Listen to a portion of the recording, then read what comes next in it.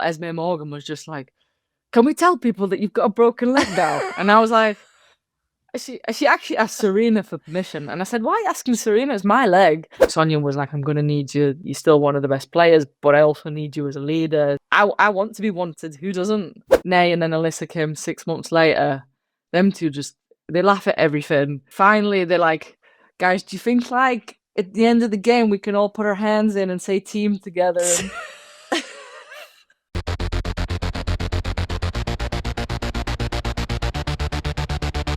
Hello, everybody, and welcome back to Friendlies. Today, I am so happy to be joined by a former teammate of mine. She's a two-time BBC Women's Footballer of the Year, a two-time Euros champion. She's also a 5-time Champions League winner and has been a staple of some of the greatest teams in the world, including Man City, Lyon, Barcelona, and now Chelsea. I could go on and on about her resume. When you look at this mountain of accomplishments as a teammate and as a leader, she truly stands alone. It's obviously Lucy Bronze. Lucy, welcome back to the show. Thank you so much for being here. thank you for having me. This episode of Friendlies is brought to you by Verizon, a proud supporter of the global game and the players who inspire us on and off the pitch.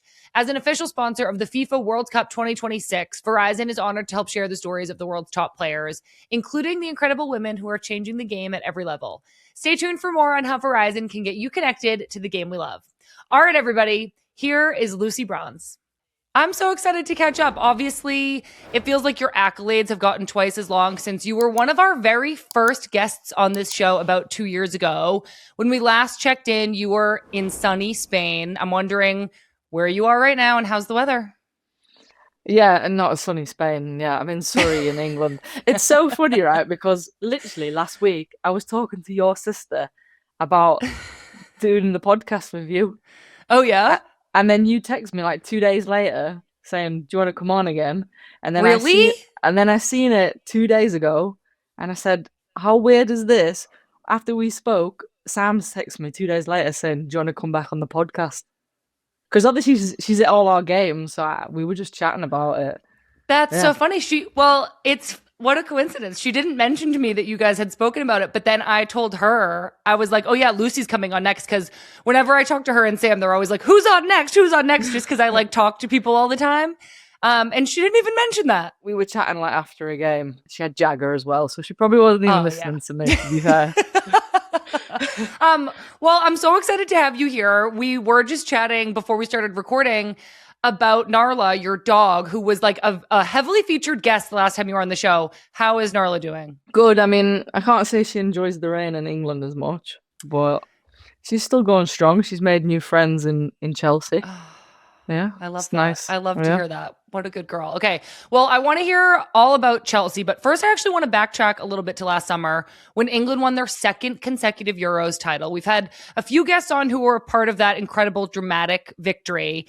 And in case listeners have forgotten, England's tournament was kind of like in question before it even started. Some of the most veteran members of the team, like Fran Kirby, Millie Bright, and Mary Earps, had announced that they'd be retiring from international duty.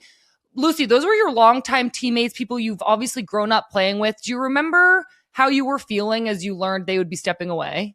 When you're so close to players and you've grown up playing with them, you kind of know how they're feeling anyway. So I wouldn't say it was a shock because I knew how they were feeling in their mind and their body. But at the same time, you always want those players, especially because they're actually a few years younger than me as well. I'm like, please stay. Wait, don't make me. Don't leave me. But I guess the only like the way I could kind of look at it, because I did speak, like Fran spoke to me personally. Obviously, I play with Millie at Chelsea. Mary's a good friend of mine, so I'd spoke to them all anyway. And I guess the only thing I could kind of take out of it, and it is what I said to the press, to the teammates and stuff, is like these players have been with us for 10 years.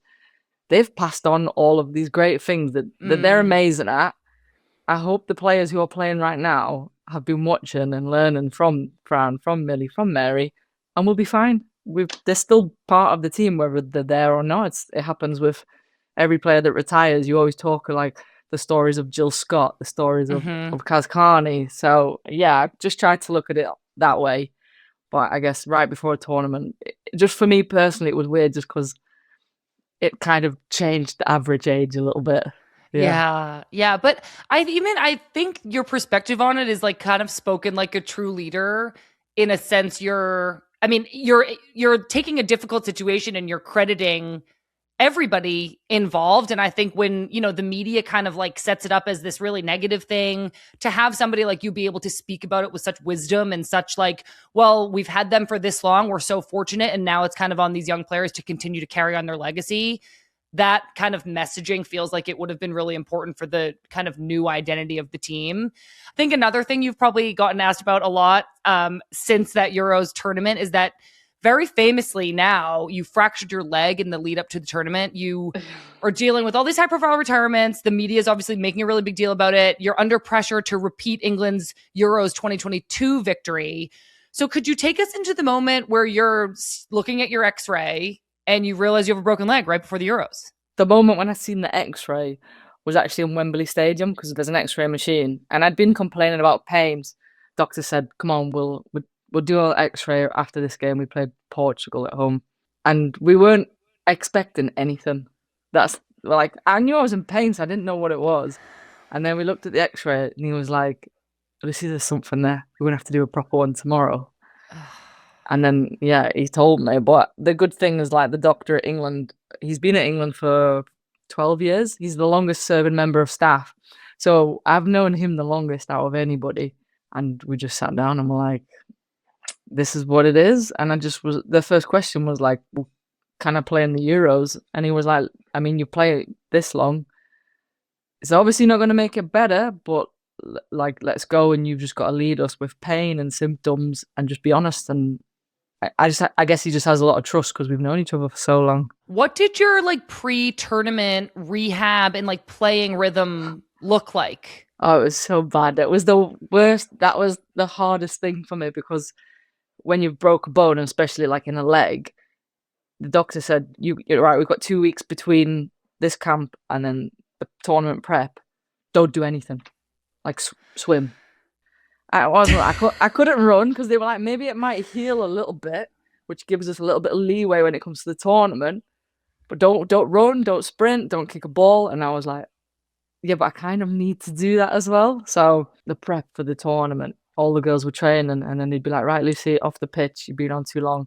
Get on the bike, get in the pool, get on the bike, get on the pool. I remember the Prime Minister came to visit us for the prep camp, and everyone was training, and I was just on the watt bike at the side of the field. Oh, and he was that must have been so hard for you. Yeah, and especially because he was like, oh, hi, like, what are you doing here? And I was just like, I just had to play the card. I'm just one of the older ones, just off feet. But yeah, I couldn't obviously tell anyone. That must have been so hard for you, just as somebody who I know loves competing.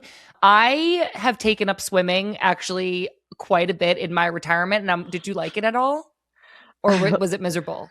I quite like it. I don't mind it. It was funny when I did the rehab after the Euros. I did a lot of swimming. And then Naomi Girma got injured a couple of weeks after me as well.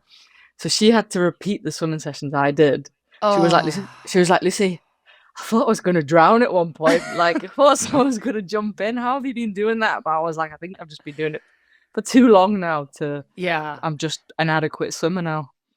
Yeah. I mean, my gosh. Okay. Good to know. Maybe we'll swim together someday. Who knows? I do think, Lucy, the first thing I think of when I think of you is just you have this mental and physical toughness that is just like your trademark characteristic.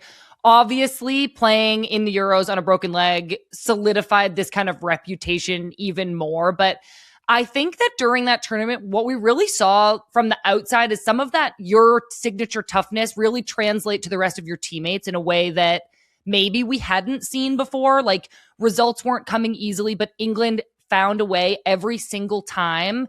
I'm wondering if you can reflect and think through your own like physical pain that you were in. Do you view that tournament as kind of a transition into a new level of mentality for England? Yeah, I mean, I'd like to think so. I think the first Euros we won, it was almost like a fairy tale, and there was so much spoken about it. It was so beautiful. We played amazing football. We scored all these goals, and everybody just wants us to repeat that all the time. But that's just not sport. That's just not football. And I guess trying to find a new mindset in so many players who are young, like that was their first Euros and that was their second Euros this summer. They've not experienced anything else. So when I spoke to players who have retired, it was kind of left on me to be like, you need you need to remind these girls like the England of old was like that. It had Mm. that side to it, and we just had to like find it again. And it's funny because I think a lot of players who maybe that isn't their go-to or the thing that they love the most about the game, I think they fell in love with it because I don't know, there's a different feeling when you win something through grit and determination than there is through just being the most talented. And I think I could see it in their eyes of so many of the younger players, and I was like, I'm so happy this tournament's happened. Like now I know when I eventually do retire, like this team and these players, like they know what it means to play for England. Wow, I've kind of got chills listening to that because I think getting to see your legacy kind of in action must have been really rewarding. I think it's so obvious to me from the outside that you have such an impact on the mentality of the team. I'm wondering if you feel it directly. Do players ever come to you and say, like, I learned this from you, or like, how do you think about this?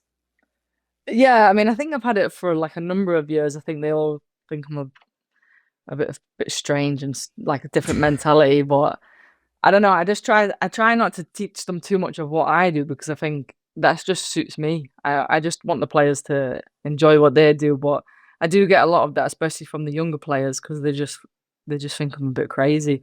But I do like the tournament. Like I've always said to the girls, it means so much to me to play for England, and I remember before the tournament we'd done like a meeting about like show a picture of like what it means to play for England, and people had really sad stories and different things. And I showed a picture from 2019 and I'd lost like 6 kilograms. I was dead. We'd lost, but I'd just give everything. And I was like, I've never been able to really show how much it means to me to play for England other than this picture. So then playing with a broken leg, the girls were like, oh no, like, you really, really mean it. And I was like, yeah, I do really mean it. Yeah. Wow. I have this vivid image of you during extra time of the final against Spain, clearly in so much pain. You eventually did have to get subbed out. Can you take us into the moments where your leg was hurting and like kind of what got you through and like what was pushing you to like keep going? Well, um, basically, like I had to cut out like in my shin pad, in my shin guard, I had to cut out like a piece and take a lot of painkillers. But every time I jumped and landed, I was in excruciating pain. I remember there was one against Sweden at the very start of the game, and it was like just shivers through my body. Or every time I had to sprint really hard or had to plant my foot, there were so many moments where I was like, "Wow," I had shivers. But I think by the Spain game, I'd kind of got used to it. But by then, like my knee on the other side started to break down a little bit. Like I still have a little bit of problem with the bone now. It's fully healed, but it's a bit sensitive and things like that from having played. But had I been 6 years younger, I might have questioned it a little bit. But now I'm just like, I've done so much. If that was like that, if that was the end, I need to go out on a bang. Like I need to just give it everything. So play every game like it's your last. I think, especially when you get older, you think you start to appreciate what that really means. Yeah, I agree. I mean, I know especially here watching you, hearing about what you like endured to play. Um it was one of those like sports moments where I think you kind of do see that that's what you're going through where you're just like I'm going to give everything I have and I'm not really in a place right now where I'm thinking about maybe like the long-term repercussions or like what this is going to mean tomorrow. I'm here to win. I'm here to help my team win and it's just that like kind of shed everything. I'm like an athlete and a competitor in this moment. Your coach, Serena Wiegman, described you as one of a kind. She said, I've never seen anything like this before in my life. What defines her is that resilience, that fight. I think the only way to get her off the pitch is in the wheelchair. And while that like resilience really does define you so much, Lucy, now that it's been a while, I don't know, 7, 8 months, I have to pull away and just ask if you ever considered off the field when you were in pain, should you play on such a painful injury? No, absolutely not. I mean, I knew like the risks, but I knew how long the tournament was. There was a very slim chance of me getting like a full leg fracture. Like it was fractured, but obviously not all the way through. Otherwise, I wouldn't be able to walk. But Right. yeah. So I think before the tournament, it was something like 9 millimeters, and then after the tournament, it was like 12 millimeters. So it had gotten bigger, but it was like I knew it wasn't gonna go crazy. Yeah. But there was never any moment. I think there was moments where I just felt like I was letting myself down because I couldn't give I could give everything that I was capable of giving, but I knew on another day, if it had been 6 months before, 6 months after, I could give the team more. And now I said to Serena, because she asked, do you think you can play? And I was like, I can play and I will play. It's whether you think I'm given enough for what the team needs. You pick me. If I'm not, don't pick me. Don't play me. If I am, pick me, and I'll give you what I can give you, but I can't maybe give you maybe is what you might have expected without this injury. And that was it.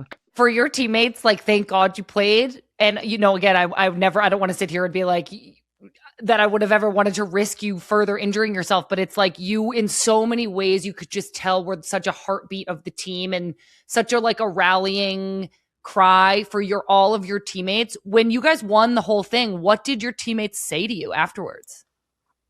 I remember one of the first people, Esme Morgan, was just like, can we tell people that you've got a broken leg now? And I was like, she actually asked Serena for permission. And I said, why are you asking Serena? It's my leg.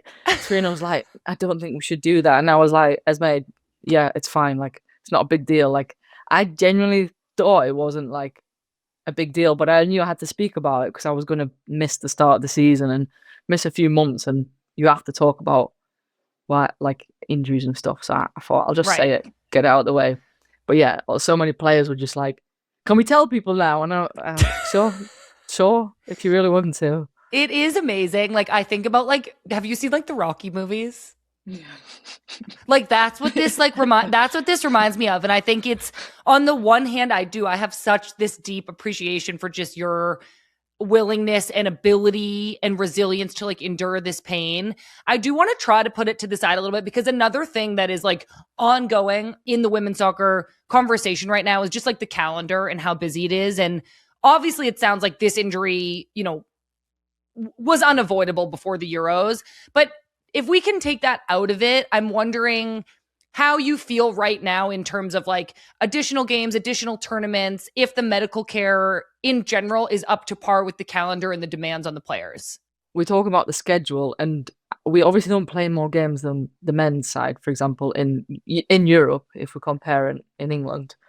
But I think they have a lot more resources, a lot more medical care, just a lot more of everything that we just don't have to be able to deal with the strain. So I think unless you're really at that top level and can maybe afford to do a little bit extra by yourself and look after your body individually, maybe away from your club, which I know so many players who do that. I do that.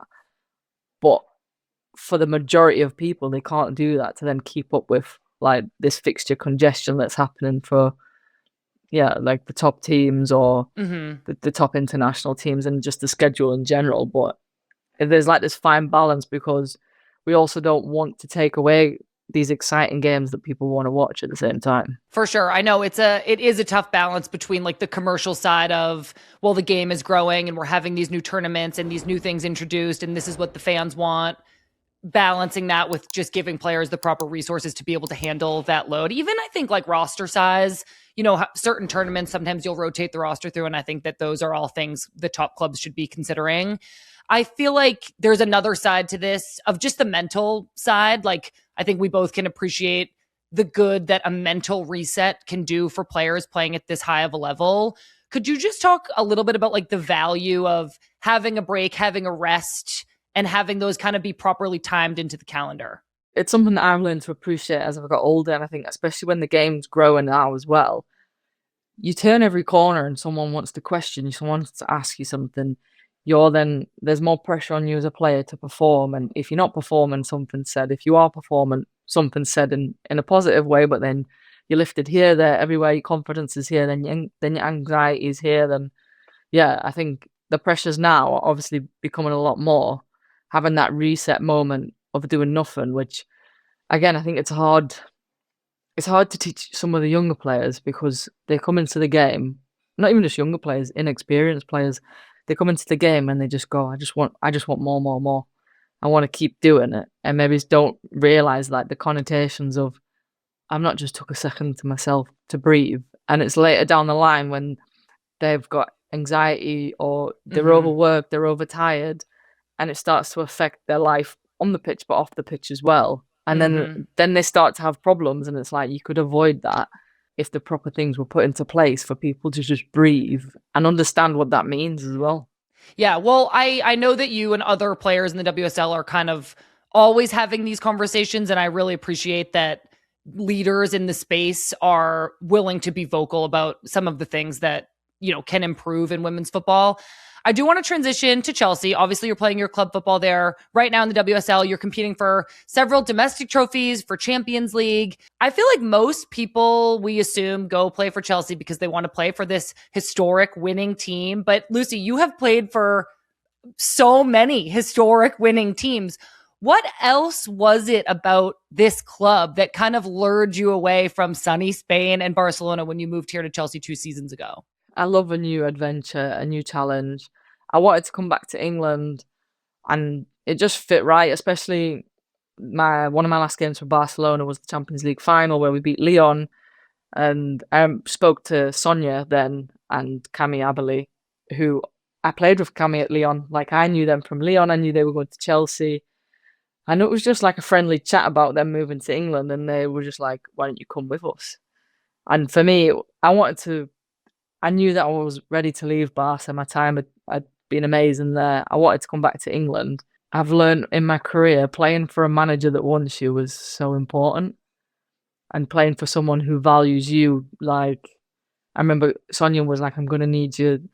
Like you're still one of the best players, but I also need you as a leader, as someone to help me transition this team and things like that." And I thought, I want to be wanted. Who doesn't? You know, you sign for these teams and you maybe don't speak to the manager, or the manager says, "Yeah, we're going to sign you to play right wing or something." They don't really specifically say, "You're definitely going to play every game, this, and this." Whereas Sonia was like, "No, I want you to help me." Yeah. And I thought, this is just the type of thing that I wanted. I've been at so many clubs and played so much football and helped the team on the field. I love problem solving. I love helping the young players. I want to like be more than just a player that turns up and trains for 2 hours and then goes home and that's it. Like I want to give more back to a club and help develop. I mean, incredible. And you would be one of the first people on my list too, if I was kind of taking over the helm of an already really successful team, but kind of had to make that transition. I would want you there.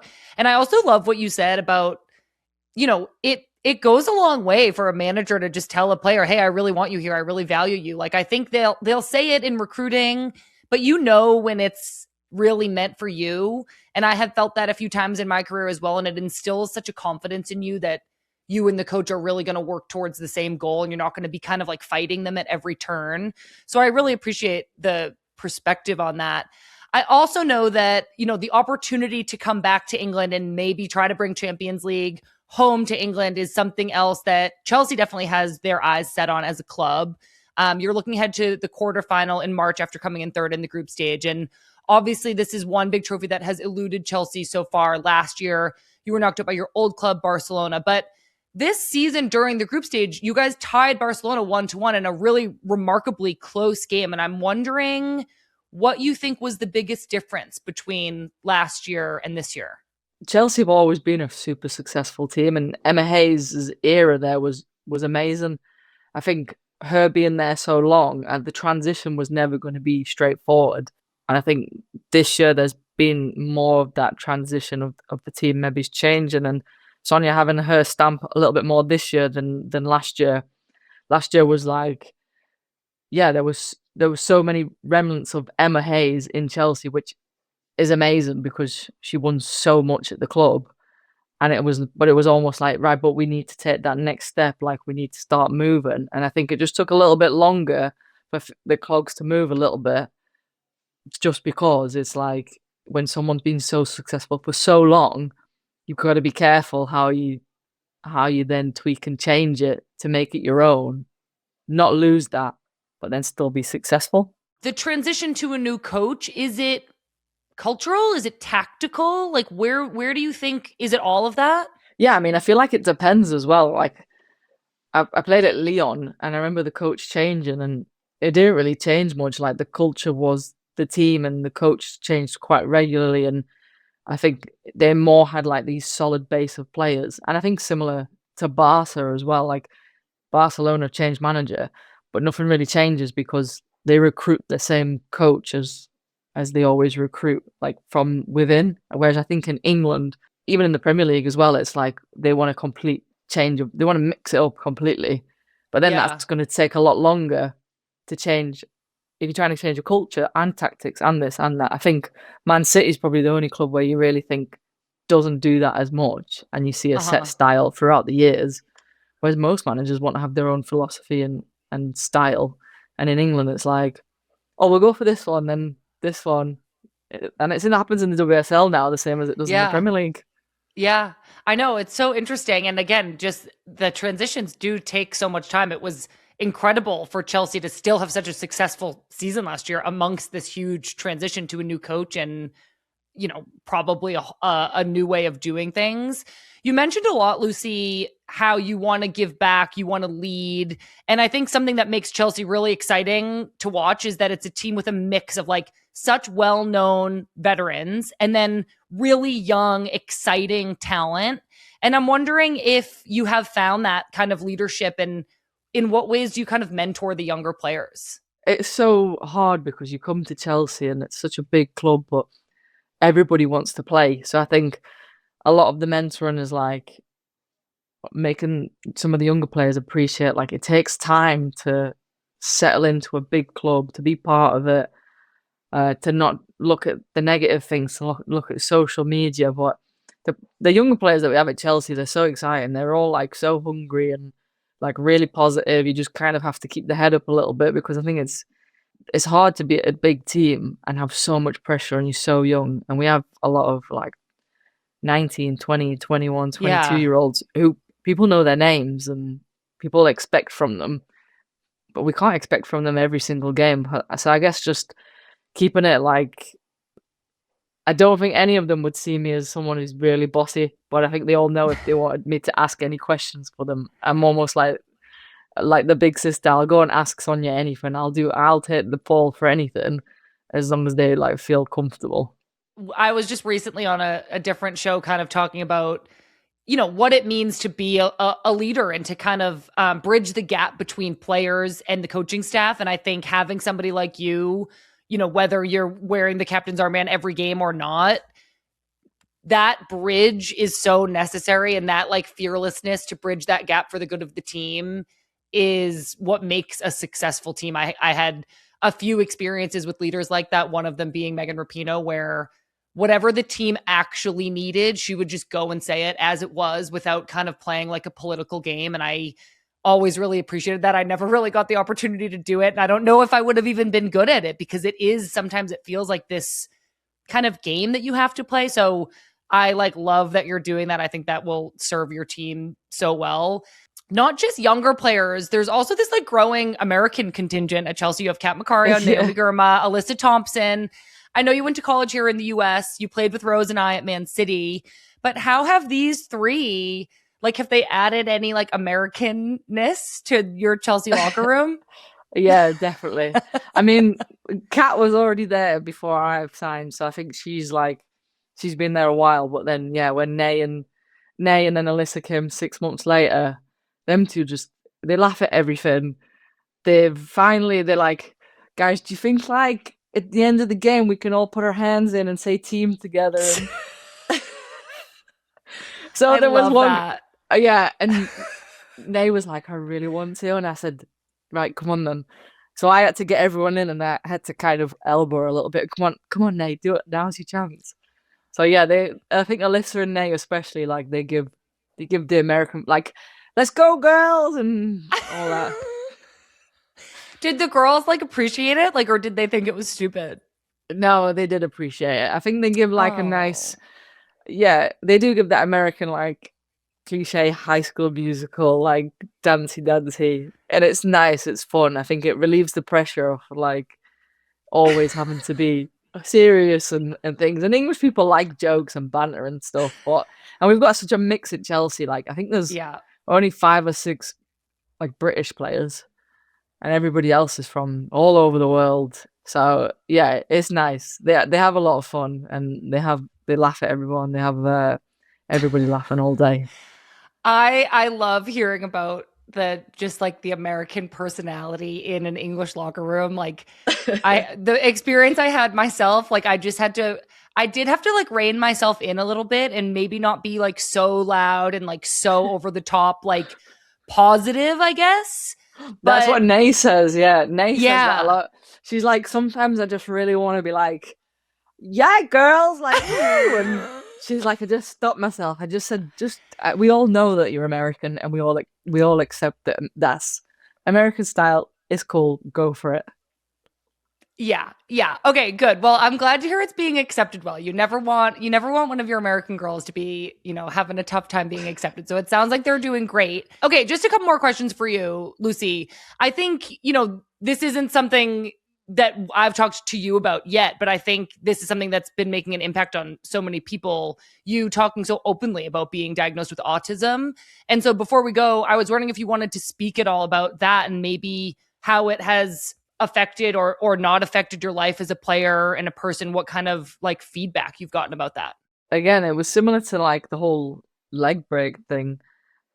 Like, it was something I've known for a long, long time, and I'd been diagnosed years and years and years ago, and my family knew, and kind of people close to me. And my agent was like, I think it would be really powerful. And I just thought, I don't know if like that many people are gonna care. I did the interview, and it was just, I was actually quite, I think it was the most overwhelmed I've ever been in like media before, of like people, when I'm walking the dog, people coming up to me in the street saying what a difference it made to them at the end of games, like little kids speaking to me, and actually a lot of teammates like saying either they felt like that, or people in their family and things like that. It was, yeah, it was just, I was actually it was the first time I was really overwhelmed by something, I'd say. Yeah, it sounds like it kind of surprised you. What was important to you in the moment to share it?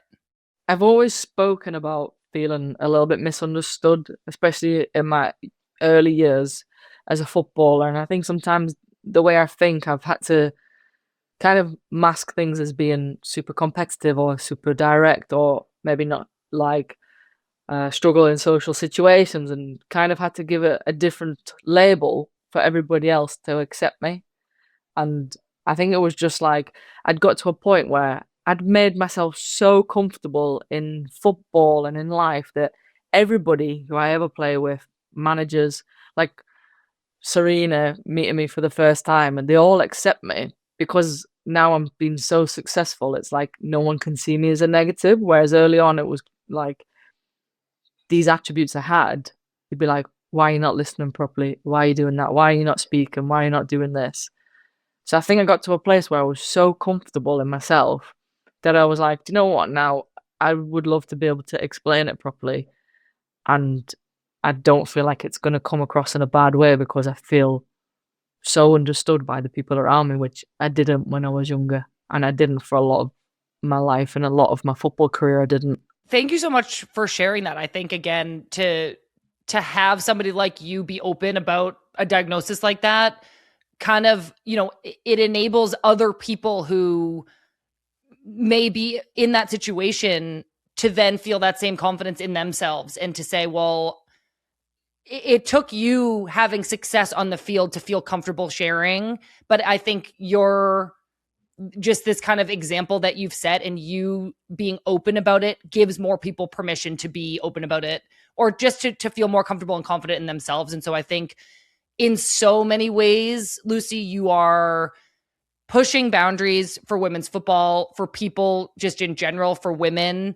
I think, we've spoken today and I've asked you all these questions about how to, make sure the football calendar is better for physical and mental health, all these pressures facing young players, are conditions improving? You're at the heart of all of these conversations. And I know that you've said before, when you think about the end of your playing career, you think about what you can continue to do for the sport. And so I guess I'm curious, you're continuing to play, you're continuing to push all these boundaries. Is there one area that you're most passionate about advocating for? I don't know. I don't think so. I think it changed. The problem I have, I just love problem solving and I just really love helping people. So, and a lot of people know that, like whether it's in the team or in the federation or in like other federations. So people always ask me because I'm so willing to help. But then I get really like involved in Busy? everything. Yeah, yeah, very busy, and I have to. Yeah, that's my 2026 is to like look after myself a little bit more and actually say no sometimes. I don't know what I'm the most passionate specifically. I just love women's football. Like that's just my passion. I love playing it. I would have played it even if I didn't become professional. I would have even if I didn't make it to the top. I would have been in the game. That's why I went to uni. That's what I did my degree in. That's what I spend my life doing. I just like really love it. I think sometimes people are like, "Oh, can you not wait to retire?" And I'm like, Why do people ask me about retiring? I love it. If I can play, why would I stop? And I just love every part of it. So I don't know what specifically I'm most passionate about. I guess I just want other people to feel the way that I do about it. I love that. That is so powerful. And I mean, my gosh, Lucy, I agree. And I think, like, as somebody who I didn't want to retire, I didn't choose to retire, and I miss it a lot. And to hear somebody just say that you don't take it for granted, that you just love it, you'll play as long as you can. Like, I'm so glad you're having a long career. I'm so glad that you're in the positions that you're in. I'm so glad people are looking up to you. It feels like, of all the people in the game, like, you are somebody who is doing everything for the love of it and to grow it and to make it better. And so I just feel like we are really, really lucky to have you here. And it was so much fun to catch up, Lucy. Hopefully next time I'm in London, I can see you. Yeah, definitely. I see Christy so much now. I see Jagger all the time as well. You probably see him more than me. Yeah, you need to come to like a Chelsea game soon. I know. I would absolutely love to. Lucy, this was so much fun. Thank you so much for doing this. It was so great to hear from you. But yeah, no problem. Thank you all so much for listening. I had so much fun with Lucy, and I truly believe Lucy is one of the most respected players in the game. From the sheer number of trophies she's won to the way she tirelessly advocates for herself and her teammates, Lucy is going to go down someday as one of the absolute best on and off the field. Before we let you go, we've got our linked up voicemail of the week presented by Verizon, and each week, we do this every week, everybody. We want to hear from you all the time. So call us, leave us a voicemail. You just have to call 855-611-4050. And then you could hear your own voice on a future episode of Friendlies. Here's our caller this week. Hey team, I'm Fiona from Off. I would love to hear y'all's insight on kind of tuning your aggression in your game at the highest level. I remember how easy it was to get overheated when I played, and I know some players are kind of naturally more fiery in this way than others, but I'm really curious to hear your perspective about what it feels like trying to keep your cool when the game is like increasingly aggressive, and if those of you answering hard for you to kind of keep calm and what you did about it, and if it wasn't hard for you, like how did you observe teammates overcome this? Thanks, guys. Hey, Fiona, thanks for the call. This is a great question, which I'm going to assume came in after listening to Good Vibes earlier this week on Tuesday, where we talked so much about player behavior and just the atmosphere and in the environment on the field and in the stadium. I actually always really struggled with keeping control of my emotions as a young player. Like when I would make a mistake as like a 13, 14-year-old, I would cry on the field.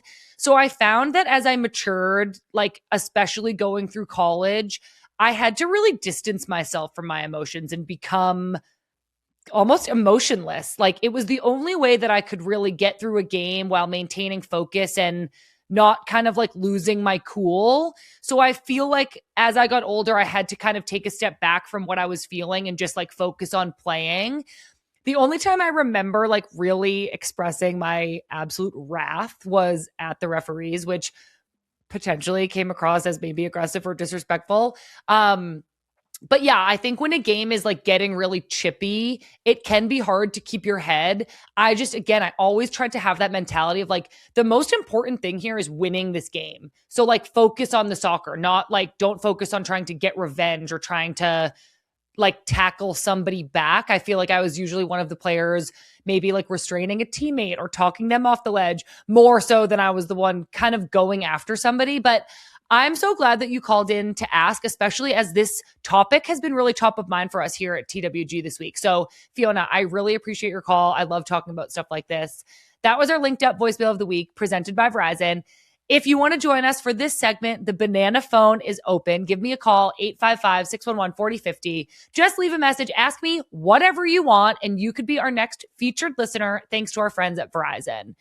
We've got an all-new episode of Mewa Squared dropping tomorrow, and it's a really great one just in time for Valentine's Day. So I'll see you all there. Thank you all so much for listening, and we'll see you soon.